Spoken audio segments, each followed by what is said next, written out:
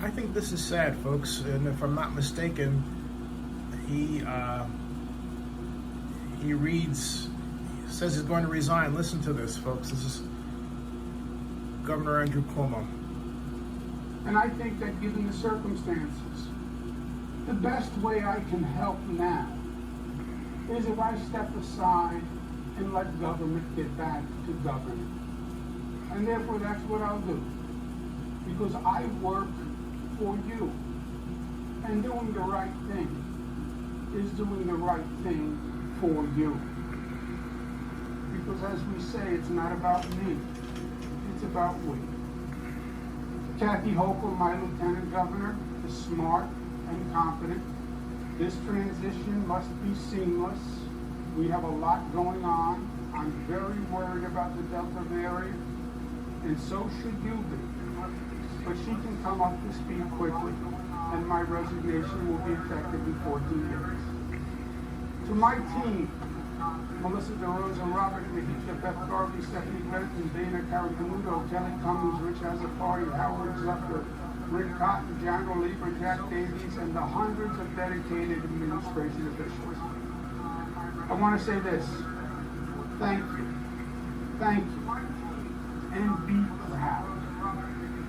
We made New York State the progressive capital of the nation.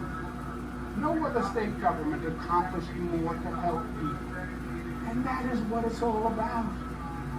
Just think about what we did. We passed marriage equality, creating a new civil right, legalized love for the LGBTQ community, and we generated a force for change that swept the nation. We passed the SAFE Act years ago, the smartest gun safety law in the United States of America, and it banned the madness of assault weapons. We've saved countless lives with that law. $15 minimum wage, the highest minimum wage in the nation, lifting millions of families' standard of living, putting more food on the table and clothes on their backs. And we led the nation in economic justice with that reform. We have managed every emergency Mother Nature could throw at us. Fires, floods, hurricanes, superstorms, and pandemics. We balanced the state budget. We got it done on time, more than any other administration, because government should work and perform. Free college tuition for struggling families.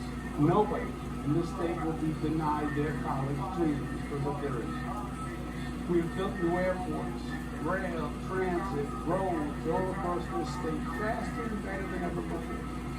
And more than any state in the nation, the most effective green economy program in the nation.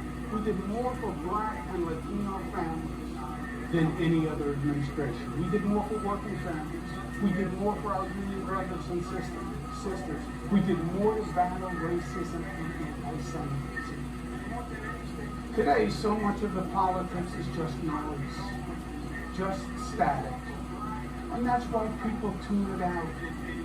What matters is actually improving people's lives. And that's what you did. You made this state a better state for the generations that follow. And that is undeniable, inarguable, and true, even in these ugly, crazy times. I thank Speaker Carl Heastie and Leader Andrea Stewart-Cousins for their leadership.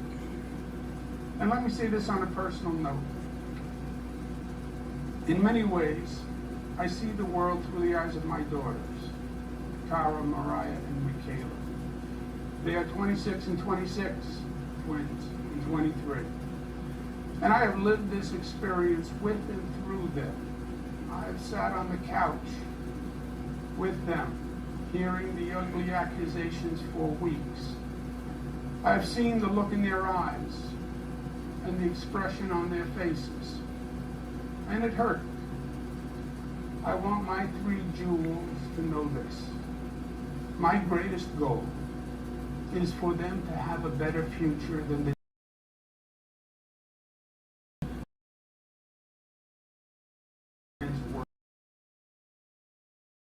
have sexism that is culturalized and institutionalized. My daughters have more talent and natural gifts than I ever had. I want to make sure that society allows them to fly as high as their wings will carry them. There should be no assumptions, no stereotypes, no limitations. I want them to know from the bottom of my heart that I never did and I never would intentionally disrespect a woman or treat anyone differently than I would want them to. And that is the God's honest truth. Your dad made mistakes, and he apologized, and he learned from it. And that's what life is all about. And I know the political process is flawed, and I understand there's cynicism and distrust and disappointment now. But don't give it up, because government is still the best vehicle for making positive social change. Lastly, I want to remind all New Yorkers of an important lesson, and one that I will carry with me for the rest of my life. And that's what you New Yorkers did in battling COVID. The enemy landed in New York State. COVID launched the attack here. It came on planes from Europe. Oh, he's and gonna we had resign. no idea. It was an ambush. And it was up to New Yorkers to fight back. We were on our own. And it was war. Nurses, doctors, essential workers became our frontline heroes. Hospitals became the battlegrounds. Streets were still, and sirens filled the city's silence. Trailers carried the bodies of our fallen brothers and sisters. But you refused to give up, and you fought back, and you won, going from the highest infection rate in the nation to one of the lowest. No one thought we could do it, but you did it. You led the nation, and you showed the way forward. And how you did it is what's most important. You did it together. Not as black New Yorkers or white New Yorkers, not as LGBTQ New Yorkers or straight New Yorkers or Democrats or Republicans or upstate or downstate or Jewish, Muslim, Protestant or Catholic New Yorkers, but as one community, one family, the family of New York. You overcame the naysayers and the haters and the fear and the division, and you unified and you rose and you overcame. And you saved lives. And that was powerful in its effect. It was beautiful to see. And it was an honor to lead. Please remember that lesson. Hold it dear and hold it up high for this nation to see. Because it is New York State at her finest. Creating her legacy, fulfilling her destiny, giving life and animation to the lady in the harbor, saying, Excelsior, we can be better, we can reach higher, and proclaiming E pluribus unum, out of many one, unity, community, love. That is our founding premise and our enduring promise. And that is the salvation of this nation that it so desperately needs to hear.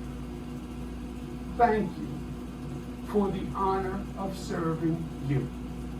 It has been the honor of my lifetime. God bless you. Wow. That was disappointing. And I will say that this society has been taken over by people who, at the very moment the person in charge exhibits any confidence,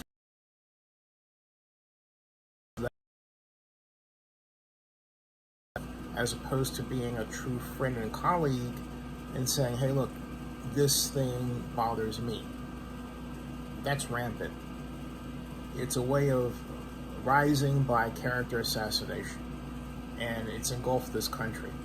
We're not going to get good leaders because they don't want to be involved, and what will happen is they'll go to the private sector and build their own worlds and own ecosystems, and government will not work. Government is already not working. Subscribe to Zenny62 and bookmark OverNewsNow.com.